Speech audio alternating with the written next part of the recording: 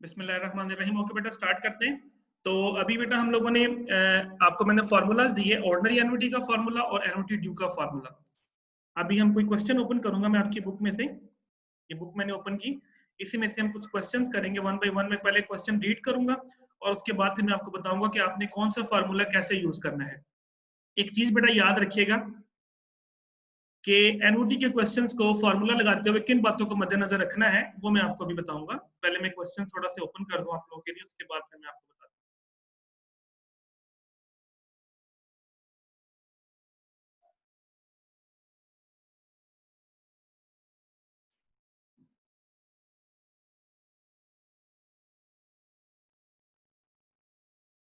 Okay, question number 3 बेटा देखिएगा, मैं यहां से स्टार्ट करूंगा। आपको नजर आ रहा है बेटा क्वेश्चन 3? देखिए, पढ़ा जा रहा है?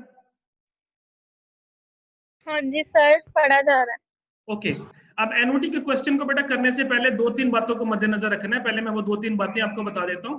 पहली बात ये कि बेटा जब एनओटी का क्वेश्चन होगा तो जो वैल्यू गिवन होगी वही वैल्यू का फॉर्मूला लगेगा। फॉर एग्जांपल अगर क्वेश्चन में प्रेजेंट वैल्यू गिवन है तो आप ये समझ लें कि प्रेजेंट वैल्यू का ही फॉर्मूला लगना है। अगर क्वेश्चन में फ्यूचर वैल्यू गिवन की गई है तो समझ लें कि क्वेश्चन में फ्यूचर वैल्यू का ही फॉर्मूला लगना है। Number one. अच्छा, अब ऑर्डिनरी का लगना है या ड्यू का लगना है ये आपको पता चलेगा अगर क्वेश्चन में एट द एंड का कहा गया तो ऑर्डिनरी का लगा दे, अगर क्वेश्चन में एट द बिगिनिंग कहा गया तो ड्यू का लगा दे। दोबारा सुन लें।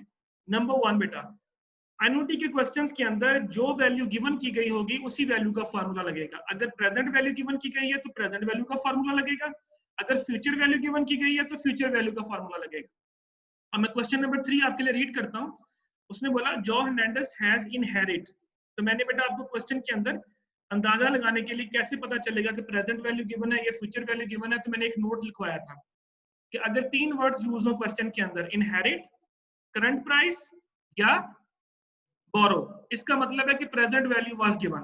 तो अब यहाँ पे इनहेरिट का वर्ड यूज हुआ तो मैं साथ साथ चले, मैं यहाँ पे साथ साथ डाटा लिख भी देता हूँ एक साइड पे करके। उसने बेटा आपको प्रेजेंट वैल्यू दे दी, दैट इज 25,000, मैं ऊपर लिख भी रहा हूँ। And wishes to purchase an annuity, देखिए उसने साहब ने वर्ड यूज किया कि वो एक एनओटी खरीदना चाह रहा है, that will provide him with a steady income over the next 12 years. आई कितना हो गया बेटा? That is 12 years. Okay, he has heard the loan saving association is currently paying 6% compound interest. 6% बेटा कंपाउंड इंटरेस्ट जो है वो इसके ऊपर पे किया जाएगा। तो इसका मतलब है कि आपके पास, सॉरी ये एन था, आई नहीं था, 12 इयर्स आपका एन होता है।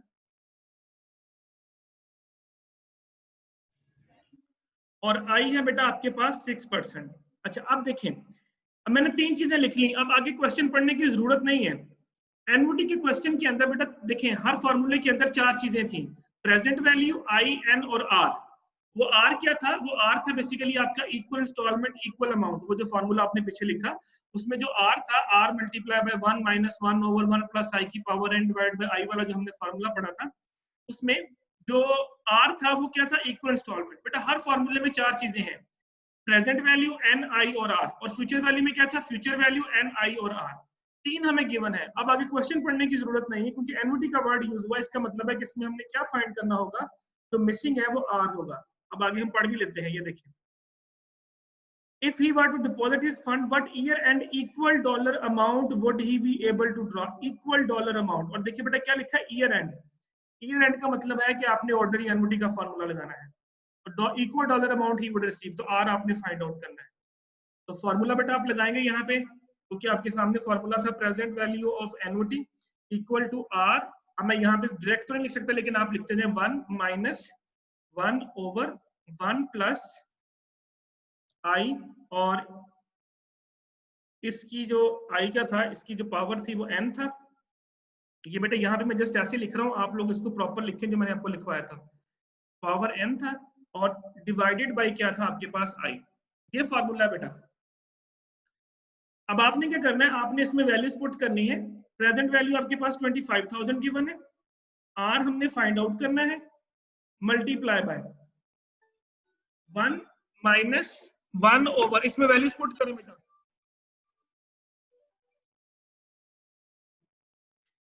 1 minus 1 over 1 plus interest rate is 0.06 और उसकी पावर हमने कितनी लेनी है, मैं ये बेटा वैल्यू पुट कर रहा हूँ, आप लोग भी इसको पुट करें साथ साथ। ये क्वेश्चन मैंने आपको भी कैलकुलेटर पे सॉल्व करके दिखाना है कि आपने कैलकुलेटर पे उसको वन स्टेप में कैसे सॉल्व करना है। पावर n कितना है हमारे पास, दैट इज 12। ये जो मैं इंग्लिश में पावर लिख रहा हूँ इसका मतलब है आपने इसके ऊपर लिखना है, ठीक है, क्योंकि यहाँ पे अब वो पावर ऊपर नहीं लिखा जा रहा। और ये सारे का सारा जो है वो डिवाइडेड बाई आई है 0.06। ओके, अब आपने बेटा करना क्या है, अब आपने इसको एक ही स्टेप में सॉल्व करना है, आपने इसको बार बार सॉल्व नहीं करना। और वो एक ही स्टेप में कैसे सॉल्व होगा वो देखें। सबसे पहले आप इसको सॉल्व करें, कैलकुलेटर अपने सामने रखें, पहले लिखें 1 प्लस 0.06 लिखें, ये सॉल्व करें पहले 1 प्लस 0.06 लिखें, इक्वल टू करें 1.06 आ गया। इसकी पावर लें 12, इसकी पावर लें 12 सर 2.012 आ गया। ओके, अब इसको लिखा रहने दें, जो भी आंसर है इसको लिखा रहने दें।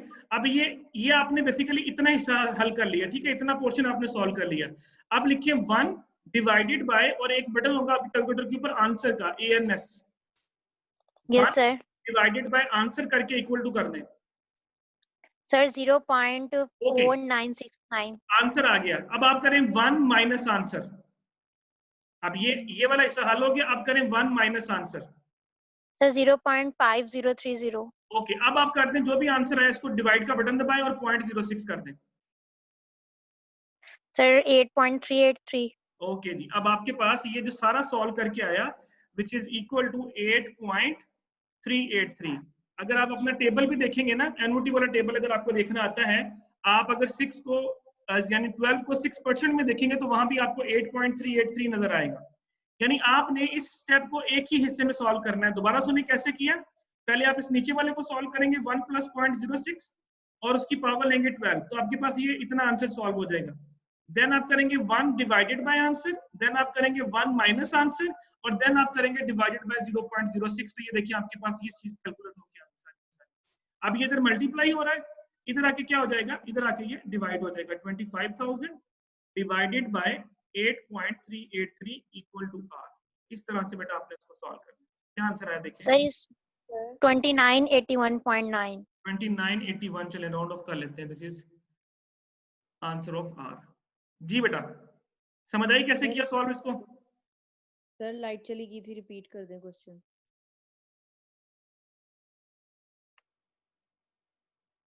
ये बेटा क्वेश्चन आपको गिवन था, इसमें प्रेजेंट वैल्यू गिवन थी 25,000। क्वेश्चन नंबर 3 हमने इसको रीड किया। n उसमें गिवन था 12 इयर्स, i उसमें था 6% और r हमने फाइंड आउट करना था।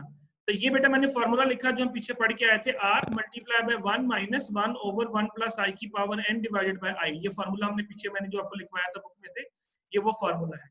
इसमें हमने वैल्यूज पुट की, 1 माइनस 1 ओवर i था हमारे पास 6%, तो 0.06, इसकी पावर 12 डिवाइडेड बाय 0.06। अब हमने इसको सॉल्व कैसे किया, ये 8.383 कैसे आया ये देख लें दोबारा। हमने किया 1 प्लस 0.06, इसको ऐड किया तो 1.06 आया। उसके बाद उसकी पावर ली हमने 12, तो जो आंसर निकला उसको हमने किया 1 डिवाइडेड बाय आंसर।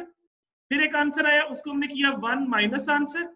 उसके बाद जो आंसर आया उसको हमने डिवाइड किया 0.06 के साथ। कैलकुलेटर के ऊपर एक बटन होता है ANS का, तो जब आपने वो बटन दबाना है तो उसका मतलब है कि उसके ऊपर हम सॉल्व कर रहे हैं। और ये सारा आपने एक ही स्टेप में सॉल्व करना है, बार बार लिखने की जरूरत नहीं है कि पहले ये स्टेप सॉल्व किया फिर ये स्टेप सॉल्व किया फिर ये आंसर। नो, इसको एक ही स्टेप में सॉल्व करना है आप लोगों ने। तो वो निकला 8.383। इसको इधर लाके डिवाइड करेंगे तो आपके पास आंसर आ जाएगा। बाकी बेटा ये रिकॉर्डिंग भी मैं शेयर कर दूंगा, आप दोबारा सुन लीजिएगा इसको, ठीक है? तो पीछे मैंने सारा एक्सप्लेन किया डिटेल में, क्वेश्चन भी पढ़ के मैंने सुनाया। Okay sir. ठीक है जी, यहाँ तक बेटा कोई प्रॉब्लम किसी स्टूडेंट को? No sir. ओके, चलें। अब इसका मतलब है कि एनओटी का थोड़ा सा कॉन्सेप्ट आपको क्लियर हो गया कि हमने इसको कैसे सॉल्व करना है। अब अच्छा, अब अपने क्वेश्चन कौन कौन से करने हैं? 3 नंबर क्वेश्चन करेंगे आप, क्वेश्चन नंबर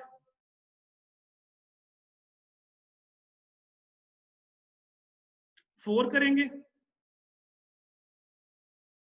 5 करेंगे,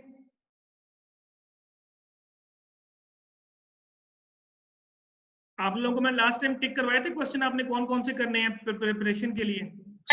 सर वो हम नहीं किए थे, बट सर उसका जो 1 और क्वेश्चन 2 था उसके कुछ पार्ट्स में एनवीटी के क्वेश्चंस थे। तो सर अब हम मेन एनवीटी आप करवा रहे हैं तो अब वो भी क्वेश्चंस हो जाएंगे।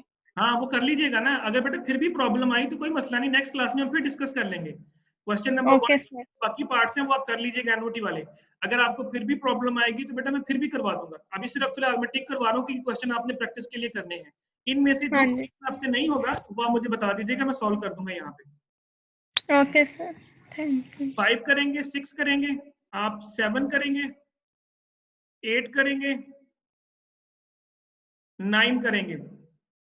अच्छा अब ये 9 वाला देखिए क्वेश्चन, मैं थोड़ा सा रीड कर देता हूँ। उसने बोला जी H and bar companies considering the purchase of machine that expected to provide cash flows as देखें पहले साल आपको 1200, फिर 2000, फिर 2400 ये किस्तों में पे कर रहा है पैसे। क्या आपको लगता है कि ये एनुटी है? पहली किस्त है 1200, दूसरी किस्त है 2000, तो क्या ये एनुटी है? No sir. क्योंकि वो कंडीशन पूरी नहीं हो रही। लेकिन अच्छा आगे देखें, छठे साल के बाद देखें, छठा, सातवां, आठवां, नौवां, 10वां, इसमें देखें छठे साल के बाद। हाँ अब आपने करना ये है, मैं इस क्वेश्चन को थोड़ा सा बता देता हूँ। आपने इसमें क्या निकाले, what is the present value of this cash flow, उसने बोला इसकी प्रेजेंट वैल्यू निकालनी है। अब आपने इसको सॉल्व कैसे करना है? पहले बेटा जो 5 है ना, इसमें आपकी फार्मूला लगेगा present value is equal to future value into 1 plus I की पावर n वाला जो फार्मूला नहीं हमने पढ़ा था, डिवाइड बाय 1 प्लस आई की पावर n। पहले साल में n1 हो जाएगा, दूसरे साल में n2 हो जाएगा, तीसरे साल में n3 हो जाएगा, 4 यानी सिंपल फार्मूला प्रेजेंट वैल्यू वाला जो हमने पढ़ा हुआ है ना।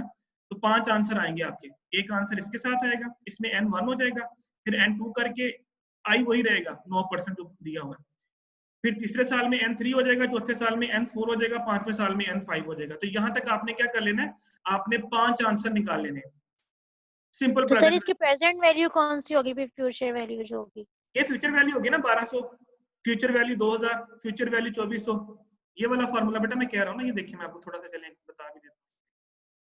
फार्मूला हमने पढ़ा हुआ प्रेजेंट वैल्यू वाला, this one, present value equal to future value divided by 1 plus I इसकी पावर है। ये पढ़ा ना सादा वाला फार्मूला हमने जो सिंपल प्रेजेंट वैल्यू वाला था, ये फार्मूला। Yes sir. अच्छा अब आप इसमें फ्यूचर वैल्यू पहले साल के लिए 1200 हो जाएगी, आई आपका 9% है, और n कितना हो जाएगा, पहले वाले के लिए 1 हो जाएगा। फिर दोबारा इसी को सॉल्व करोगे, अगले में फ्यूचर वैल्यू 2000 हो जाएगी, आई वही रहेगा, n2 हो जाएगा। अगले साल के लिए फिर फ्यूचर वैल्यू यही फार्मूला लगाओगे, फ्यूचर वैल्यू 2400 हो जाएगी, आई वही रहेगा, n3 हो जाएगा। इस तरह 5 आंसर आपके यहाँ पे आएंगे। ठीक हो गया? Yes sir. ओके अच्छा अब आधा सवाल आपने सॉल्व कर लिया, अगला जो आधा सवाल है वो भी हम ऐसे कर सकते हैं। मतलब आप छठा, सातवां, आठवां, नौवां, 10वां, 10 के 10 तक ऐसा कर सकते हो अगर करना चाहो। आंसर गलत नहीं होगा, आंसर सेम ही आएगा। लेकिन अब आपको पता है कि आगे हमें एनओटी नजर आ रही है, तो यहाँ पे यहाँ के लिए आप प्रेजेंट वैल्यू का फार्मूला लगा लो, वो जो हमने अभी किया 1 माइनस 1 ओवर 1 प्लस आई की power n divide by I वाला। तो वो पांचों की वैल्यू इकट्ठी एक ही निकल आएगी। r इसमें 1400 हो जाएगा, 1 प्लस आई की पावर -1, अब आई इसमें, अब इसमें n कितना होगा, 1 2 3 4 5, 5 साल है, n आपका 5 साल हो जाएगा, और आई कितना होगा 14%। तो डायरेक्ट प्रेजेंट वैल्यू इन पांचों की इकट्ठी निकल आएगी। लेकिन अगर आप कहते हैं नहीं जी मैंने सिंगल सिंगल ही निकालनी है, तो फिर आपको 10 दफा कैलकुलेशन करनी पड़ेगी, और फिर 10 के 10 वैल्यूज को प्लस करेंगे तो प्रेजेंट वैल्यू आएगी। समझ आ गई? सर एक दफा फिर बता दें सर, जब एन्युटीज का फार्मूला लगेगा फिर इनको अब आप कहते हैं कि इस आधे क्वेश्चन पे मैंने एन्युटी का फार्मूला लगाना है, इसमें आर क्या हो गया, देखो 1400 1400 1400 1400, आर कितना हो जाएगा 1400, इसमें आर बन जाएगा 1400, एन कितना होगा, ईयर गिनो 1 2 3 4 5, 5 साल बनते हैं, तो एन हो जाएगा इसके लिए 5 साल। आई कितना हो जाएगा, आई हो जाएगा आपके लिए 14% उसने गिवन किया हुआ है। तो सिंपल फार्मूला बस लगा लो जो भी हमने सॉल्व किया है, present value is equal to R multiply by 1 minus 1 over, तो उसमें पुट करो तो ये 5 सालों का इकट्ठा आंसर निकल आएगा, पांचों का इकट्ठा आंसर निकल आएगा। अब 5 आंसर वो आ गए, और एक आंसर आप इन पांचों को इकट्ठा आ जाएगा, इन सबको प्लस कर देंगे तो टोटल प्रेजेंट वैल्यू आ जाएगी। अगर आप कहते हैं कि नहीं मैंने एनओटी से नहीं करना, तो फिर इसको भी वैसे ही कर ले, इसमें n 6 हो जाएगा, फ्यूचर वैल्यू ये, इसमें n 7 हो जाएगा, फ्यूचर वैल्यू ये, इसमें n 8 हो जाएगा, फ्यूचर वैल्यू ये, इसमें n 9 हो जाएगा, फ्यूचर वैल्यू ये। फिर 10 आंसर आएंगे, 10 के 10 आंसर्स को प्लस करेंगे, आंसर दोनों से सेम ही आएगा, फर्क नहीं होगा आंसर, क्योंकि ये मिक्स स्ट्रीम है, इसमें एनओटी और दोनों चीजें मिक्स होकर आ रही है। इस वजह से मैंने आपको दोनों तरीकों से बता दिया, जिससे मर्जी कर ले, दोनों से आंसर सेम आएगा। क्वेश्चन नंबर 10 भी करेंगे आप, क्वेश्चन नंबर 11 भी करेंगे आप। अच्छा 12 क्वेश्चन में पढ़ देता हूँ, इसमें क्या फाइंड आउट करना है, करना आपने खुद फाइंड आउट है।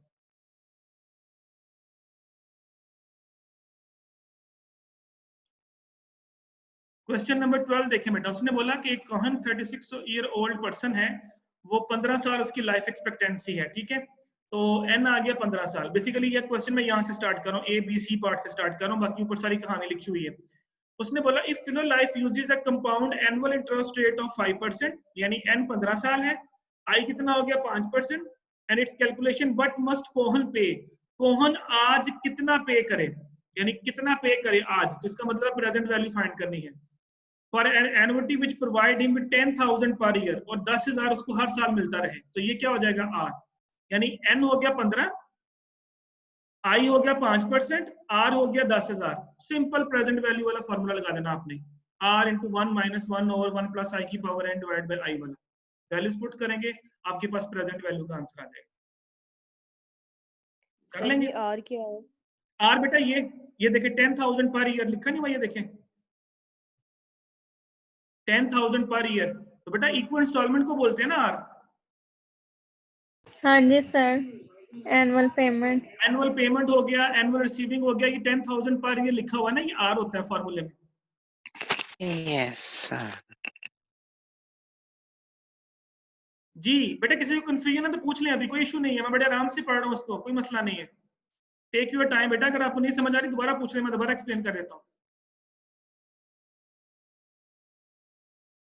ओके, ए पार्ट बने आपने इसमें सिंपल प्रेजेंट वैल्यू निकाल ली ऑर्डिनरी एनओटी की।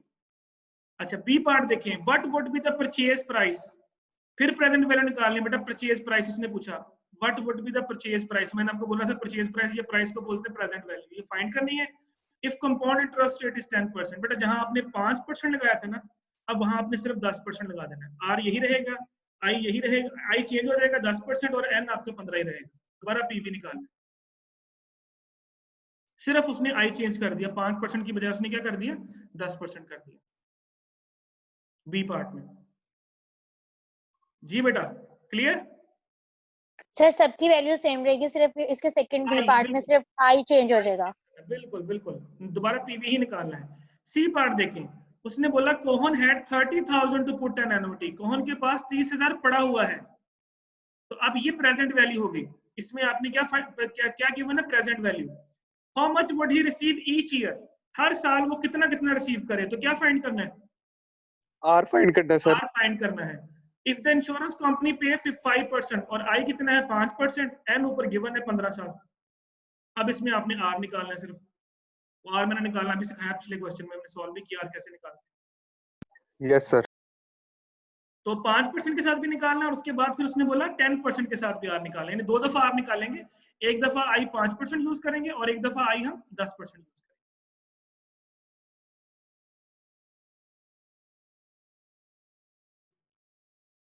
क्वेश्चन नंबर 13 भी आप करोगे। क्वेश्चन नंबर 14 जो है ये लोन अमोर्टाइजेशन टेबल है, ये मैं अभी आपको करवाऊंगा, उसके बाद फिर ये 14 क्वेश्चन आप खुद करोगे। 15, तो ये पहले 15 क्वेश्चन बेटा आपने करने हैं, बल्कि 15 रहने दें, 14 तक करें। पहले 14 क्वेश्चन जो है ये बेटा आप सॉल्व करेंगे। क्वेश्चन नंबर 14 में अभी आपको सॉल्व करवाऊंगा, वो लोन अमोर्टाइजेशन टेबल के बारे में है, तो वो अमोर्टाइजेशन टेबल पहले मैं आपको बनाना सिखाता हूँ कैसे बनाते हैं, उसके बाद फिर 14 आपको सॉल्व कर लीजिएगा। पहले बेटा यहाँ तक बताएं, एनओटी के क्वेश्चन में कोई प्रॉब्लम बेटा? No sir. सर एक दफा सॉल्व करके देखेंगे, अगर कोई प्रॉब्लम हुई तो आपसे पूछ लेंगे। ओके हो गया बेटा, चले ठीक हो गया। अभी बेटा हम जो टॉपिक स्टार्ट करेंगे that is loan amortisation table, क्या होता है वो मैं आपको थोड़ा सा बताऊंगा, और उसके बस ये हमारा लास्ट टॉपिक है इस चैप्टर का, उसके बाद चैप्टर हमारा कंप्लीट हो जाएगा, फिर इसके बाद मैं कुछ चैप्टर्स आपको थ्योरी के पढ़ाऊंगा, देन फिर हम देखेंगे न्यूमेरिकल की साइड पे, ठीक है। अब हम मिक्स करके थोड़ा सा पढ़ेंगे।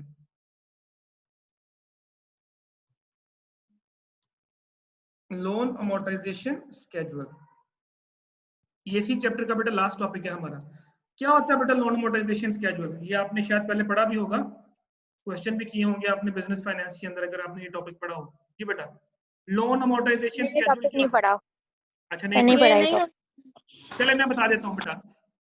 अगर बेटा कभी हम गाड़ी वगैरह लीज पे लेना गाड़ी वगैरह, तो गाड़ियों वाले ना जो बैंक हमें एक टेबल बना के देता है, उसमें लिखा होता है कि आपने हर महीने कितनी कितनी किस्त पे करनी है, और उतनी उतनी अगर हम किस्त पे करेंगे तो 5 साल या 10 साल के बाद सारे के सारे पैसे भी उतर जाएंगे, और साथ में वो गाड़ी जो है वो हमारे नाम पे ट्रांसफर हो जाएगी। फॉर एग्जाम्पल मैंने एक गाड़ी खरीदी 20 लाख की, तो मैंने 5 सालों के लिए ली, तो बैंक ने मुझे किस्तों का टेबल बना के दिया, और वो जो किस्तों का टेबल है उसको बोलते हैं लोन अमोर्टाइजेशन टेबल।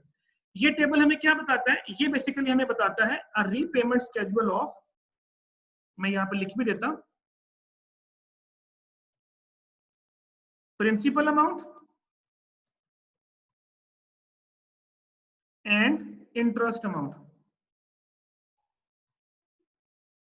यानी हर साल या हर महीने हम कितनी कितनी किस्त पे करेंगे कि जो ओरिजिनल गाड़ी की प्राइस है वो भी हमारी उतर जाए और उस गाड़ी के ऊपर जो हमने इंटरेस्ट पे करना है वो भी हमारा उतर जाए। उस टेबल को, उस किस्तों के टेबल को बेटा हम बोलते हैं लोन अमोर्टाइजेशन टेबल। ये कैसे बनाते हैं ये मैं आपको भी बनाना सिखाऊंगा, और उसको बनाना सिखाने के बाद जो क्वेश्चन नंबर 14 मैंने छोड़ा है वो फिर आपको टेबल उसका बनाएंगे। अच्छा, अब ये कैसे बनता है ये मैं आपको अभी सिखाता हूँ। सपोज करते हैं, मैं कहता हूँ जी मैंने किसी बैंक से लोन लिया 1 लाख रुपए का। अब मैं आपको टेबल बनाना सिखाता हूँ, और वो लोन मैंने लिया फॉर एग्जांपल 3 इयर्स के लिए, और उसके ऊपर मैंने बैंक को पे करना है 10% इंटरेस्ट। ओके जी, और आपसे कहा गया prepare the loan amortisation table of this amount, और कहा ये इस अमाउंट का लोन अमोर्टाइजेशन टेबल बना के दिखाएं। जब भी बेटा लोन अमोर्टाइजेशन टेबल का क्वेश्चन आएगा तो नंबर 1 पे आपने क्या करना है, हमेशा आर मिसिंग होगा। क्या मिसिंग होगा? कितनी किस्त हमने पे करनी है हर महीने या हर साल, जो भी उसने दिया होगा। ऑलवेज मिसिंग आर, पढ़ने की जरूरत नहीं। जब भी लोन अमोर्टाइजेशन का टेबल आगे बनाने के लिए तो समझ लें कि सबसे पहले आपने आर फाइंड करना है, number 1। Number 2, always using present value formula, जो हमने अभी थोड़ी देर पहले पढ़ा था। आपने प्रेजेंट वैल्यू ऑफ एनुइटी का फॉर्मूला यूज करके आपने सबसे पहले क्या निकालना है, आपने सबसे पहले आर निकालना है। चलें पहले हम आर निकाल लेते हैं, फिर टेबल कैसे बनेगा वो मैं आपको सिखाता हूँ।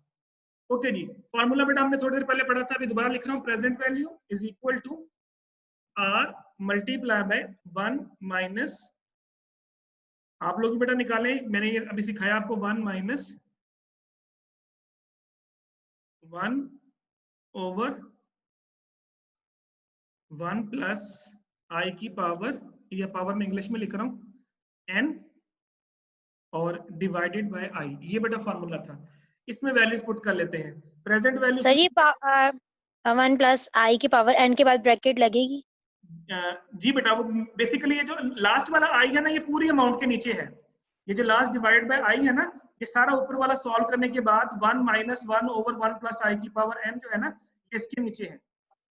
यानी ये ठीक है पूरी सर। अमाउंट के नीचे आई है, ये सिर्फ n के नीचे आई नहीं है, ये पूरी अमाउंट के नीचे आई है। ठीक है, अभी देखिए मैं आपको बताता हूँ, सॉल्व करने साथ साथ आपको आइडिया हो जाएगा। ये देखिए 1 lakh is equal to R multiply by, अब इसमें वैल्यूज पुट करते हैं, 1 माइनस 1 ओवर 1 प्लस आई, बेटा कितना मैंने यहाँ लिखा 10%, तो ये हो जाएगा 0.1,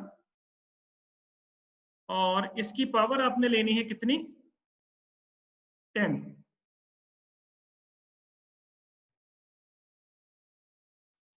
और divided by I, divided by I का मतलब क्या है, 0, सॉरी पावर बेटा 10 नहीं है, पावर 3 है, आपकी जो n है वो 3 गिवन है, डिवाइडेड बाय 0.1, ये आई।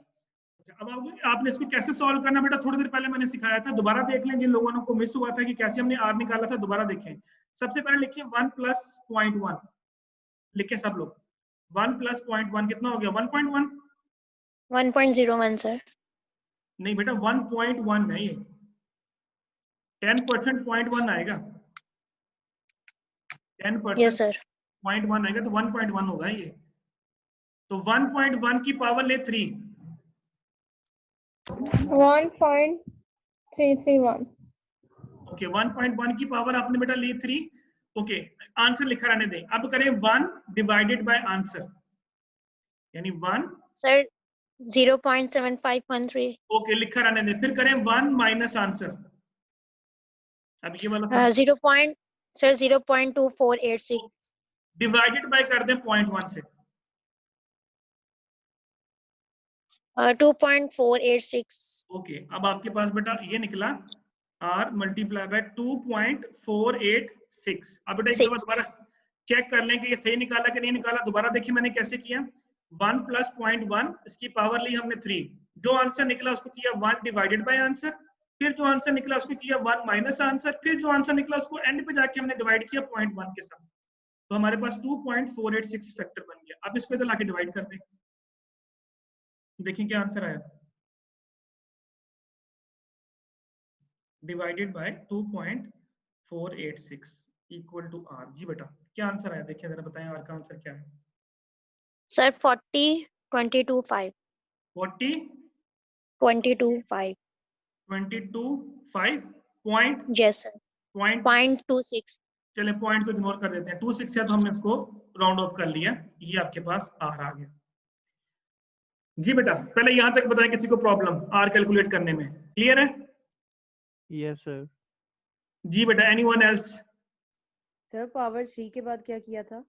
पावर 3 के बाद बेटा जो आंसर आया यहाँ पे आपने पावर 3 ले लिया, आंसर आ गया, फिर आपने करना है वो लिखा रहने दे आंसर जो भी कैलकुलेटर के ऊपर है, आप लिखेंगे 1 डिवाइडेड बाय कैलकुलेटर के ऊपर एक बटन होगा ANS आंसर का, तो 1 डिवाइडेड बाय आंसर करके इक्वल टू कर दें।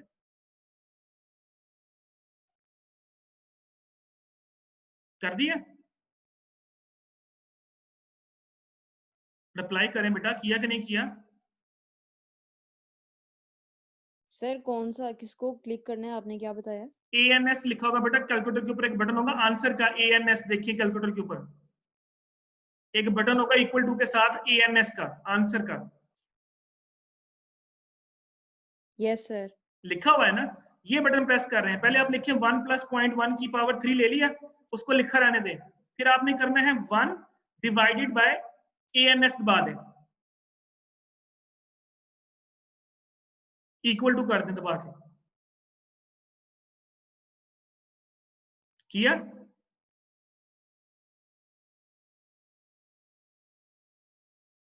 जी सर। अच्छा इसके बाद आपने करना है, ये देखिए अब आपने इतना हिस्सा हल कर लिया जितना मैंने ये लिखा, अब आपने करना है 1 माइनस आंसर, ये देखिए 1 माइनस ये सारा सॉल्व किया हुआ जो आपके पास है, अब आप करेंगे 1 माइनस आंसर, यानी 1 लिखिए माइनस का बटन दबाए और ANS का बटन दबा दें, फिर इक्वल टू कर दें। सर ये ANS क्यों करते हैं? बेटा वो जो कैलकुलेटर के ऊपर आंसर लिखा हुआ उसके साथ डिवाइड कर रहा है ना ये ऑटोमेटिकली, वरना आपको वो जी वैल्यू सर। दोबारा बार बार पुट करनी पड़ेगी, आपको ओके बार सर। बार लिखना पड़ेगा। आंसर का मतलब है कि जो ऊपर आंसर आया हुआ उसके साथ इसने इसको हल करना है। Okay sir.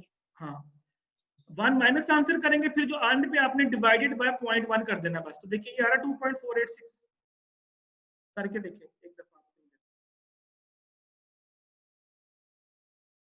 ANS का मतलब होता है कि जो ऊपर सॉल्व किया हुआ उसको हमें लिखना नहीं पड़ेगा, हम कैलकुलेटर के ऊपर एक ही स्टेप में सारा सॉल्व कर लेंगे, वरना आपको यहाँ बार बार लिखना पड़ेगा कि इसको डिवाइड करके ये आंसर आया, फिर उसको डिवाइड करके ये आंसर आया, तो 5-6 स्टेप लिखने पड़ेंगे आपको यहाँ, तो हम उन स्टेप से बचना चाह रहे हैं बेसिकली। ओके बेटा अब हम बनाएंगे लोन आंसर, बेटा बताइएगा मुझे आर का क्या आया था, दोबारा बोलिएगा। 40 सर 40 22 5 ओके ये हमने आर निकाला था। अब बेटा हमने इसका टेबल बनाना है, इसका टेबल जो बेटा बनेगा उसकी पहले मैं हेडिंग्स लिख रहा हूँ, और उन हेडिंग्स को फिर ये देखिए आपके पास सबसे पहले यहाँ पे आएगा नंबर ऑफ ईयर्स, उसके बाद आएगा इक्वल इंस्टॉलमेंट, ये मैं टेबल बनाने लगा बेटा अब उसका, उसके बाद आपके पास आएगा इंटरेस्ट, उसके बाद आपके पास आएगी प्रिंसिपल, और यहाँ पे आपके पास आएगा एंड पे बैलेंस। ये मैंने 5 कॉलम बेटा बनाए हैं, ठीक है। अब ईयर बेटा उतने सालों का टेबल बनेगा जितने साल क्वेश्चन में गिवन होंगे, फॉर एग्जांपल 3 साल थे तो यहाँ पे 3 साल का टेबल बनेगा, तो मैं यहाँ 0 से शुरू कर रहा हूँ, 0 1 2 एंड 3। 0 बेटा मैंने इसलिए किया कि 0 आपने 1 2 3 ही लिखना है, 0 मैंने इसलिए किया कि आपकी कैलकुलेशन में आसानी रहेगी। 0 इज नथिंग, ये सारा खाली आ जाएगा, इसको आपने खाली छोड़ देना है, ये भी खाली आ जाएगा, प्रिंसिपल अमाउंट भी खाली आ जाएगी, और बेटा बैलेंस में आपने वो अमाउंट लिखनी है जो आपने लोन लिया था। कितना लोन लिया था? 1 लाख का, ये बेटा मैंने 1 लाख बैलेंस में लिख दिया जो आपने बैंक को देना है, ये वो 1 लाख है जो क्वेश्चन में गिवन था आपको। ओके बेटा अब आपने एक स्टेप मैंने यहाँ पे सिखाना है, बाकी आपने अगले 2 खुद करने हैं। इक्वल इंस्टॉलमेंट बेटा जो हमने अभी निकाली 40 225 यहाँ पे आ जाएगी, तीनों में ये लिख देंगे 40 225 यहाँ आ जाएगी, और 40 225 यहाँ आ जाएगी, ठीक है, क्योंकि हमने इस तो सेम पे करनी है ना बैंक को। अच्छा अब बेटा यहाँ पे आपने इंटरेस्ट कैलकुलेट करना है, ये अब कैसे आएगा, ये जो आपके पास बैलेंस में एंडिंग अमाउंट आएगी ना उस अमाउंट का आपने उतने % लेना है जो क्वेश्चन में गिवन था। तो क्वेश्चन में आपको बेटा आई कितना गिवन था, क्वेश्चन में अगर आपको देखे तो मैंने आपको आई लिखवाया था 10%। तो अब आप क्या करेंगे, आप सबसे पहले 1 लाख का 10% लोगे। लो बेटा पहले साल के लिए 1 लाख का मल्टीप्लाई करें 10%, क्या आता है? ये इंटरेस्ट कैसे कैलकुलेट होगा वो बता रहा हूँ। ले 1 लाख का 10%, 10,000। तो यहाँ बेटा हम लिख देंगे, ये जो पहले साल की इंटरेस्ट के नीचे मैंने यहाँ लिख दिया 10,000। जो भी बैलेंस में अमाउंट होगी उसका उतने % लेना है। पहले साल में बैलेंस में अमाउंट कितनी, 1 लाख, तो मैंने 1 लाख का 10% ले लिया।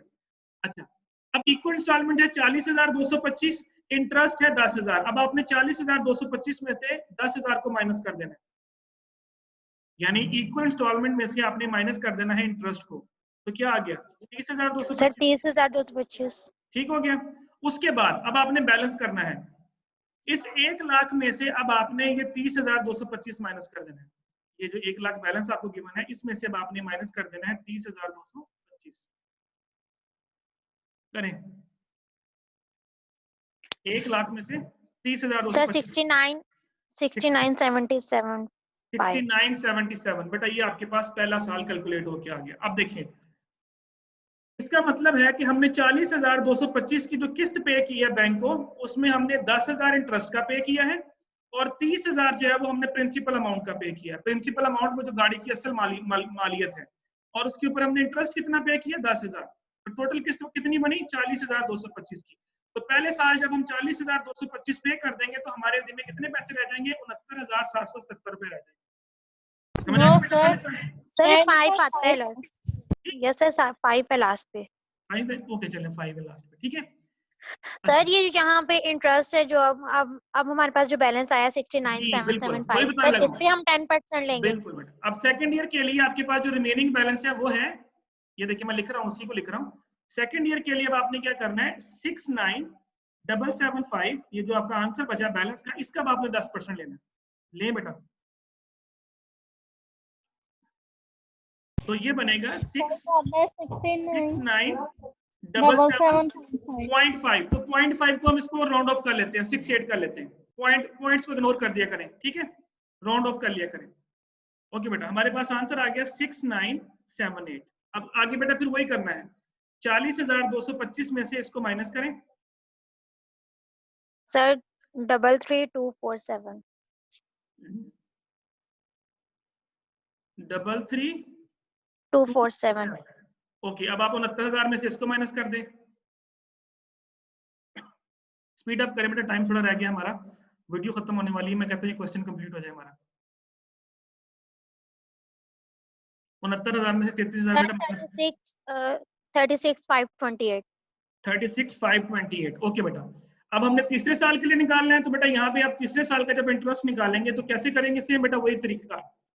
जो बैलेंस बचा है तीसरे साल के लिए, दैट इज 36,528, इसका लेंगे अब आप कितने %, 10%। तो हमारे पास आएगा 3652.8, तो इसको 53 कर लेते हैं ताकि हम राउंड ऑफ कर लेते हैं। तो 3653 यहाँ आ गया जी बेटा। अब आप माइनस करें 42,225 में से इसको माइनस करें, इसमें से इसको माइनस करें, 40,225 में से माइनस करें बेटा इसको। 36,572 जी 36,572। अब आपने बेटा ये जो, जब आप इसमें से इसको माइनस करेंगे आखिरी वाली में से, तो यहाँ पे आंसर जो है वो 0 आना चाहिए, ठीक है, नेल हो जाना चाहिए। तो हमारे पास कितना आंसर आ रहा है देखिए जरा, माइनस करें दोनों को आपस में, तकरीबन कोई 20-30 रुपए का फर्क आ रहा है, ऐसे ही है। अब इन दोनों को आपस में माइनस करें, क्या आंसर आ रहा है,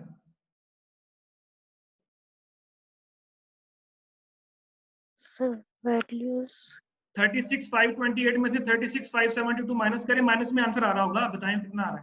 सर माइनस में आ रहा है, -32,919।